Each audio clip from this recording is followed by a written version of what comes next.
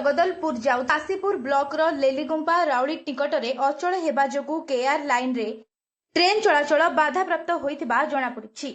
आज भोरु एपरी होइतिबा जणा पड़िछि। Intercity express लेलीगुम्मा Rowley मध्यरे अटकी रहितबा बेले भुवनेश्वरु जगदलपुर जाउतबा लेलीगुम्मा ठारे अटकी रहितबा सूचनारु जणा पड़िछि। एही अंचल रे मोबाइल नेटवर्क ठीक रे कार्य करुनथिबा सठिक तथ्य मिलि पारि नाही। 3 घंटारू ऊर्ध्व हेलाणी एही रूट रे ट्रेन चलाचल बाधाप्राप्त होई पड़िछि। सकाळु सकाळु एभଳି घटना हेउथिबारु यात्री माने नाही नथिबा असुविधार सम्मुखीन हेबाकु पडुछन्ति। ट्रेन इंजिन को विद्युत जोगाण न हेबा जोगु ट्रेन आगकू आउ गड़ी पारि नथिला बोली जणे रेलबाई कर्मचारी प्रकाश करिसन्ति।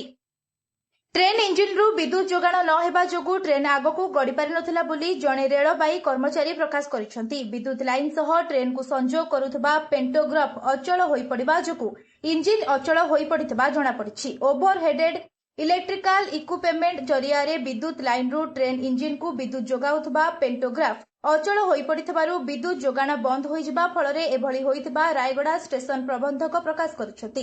रेलबाई विभाग रो टेक्निकल टीम घटनास्थल रे पहुंची याकु मरामती करुथबा सूचना रु जणा पड़िछि। तेबे गतकाली संध्या रे जयपुर कोरापुट रूट रे थिबा जरटी निकटरे एक मालबाही ट्रेन रो पेंटोग्राफ अचल हेबारु ट्रेन चलाचल बाधाप्राप्त होई ट्रेन चलाचल विलंबित होइतिला। 12 घंटा मध्यरे एही रूट रे दुईटी ट्रेन रो पेंटोग्राफ अचल हेबा घटना रेल विभाग को चिंतारे पकाइबा सह यात्री माने भयभीत अवस्था रे रहितबा देखिबाकु मिलिछि। एही रूट रे पेंटोग्राफ काहींकि अचल हेला से नै विभाग तरफरु तदंत चालिछि बोली रायगड़ा स्टेशन प्रबंधक प्रकाश करिसथि। तबे वर्तमान खबर देखिबा बेलकु ट्रेन चलाचल स्वाभाविक होई नथिबा इंटरसिटी एक्सप्रेस रे यात्रा करुथबा यात्री प्रकाश करिसथि।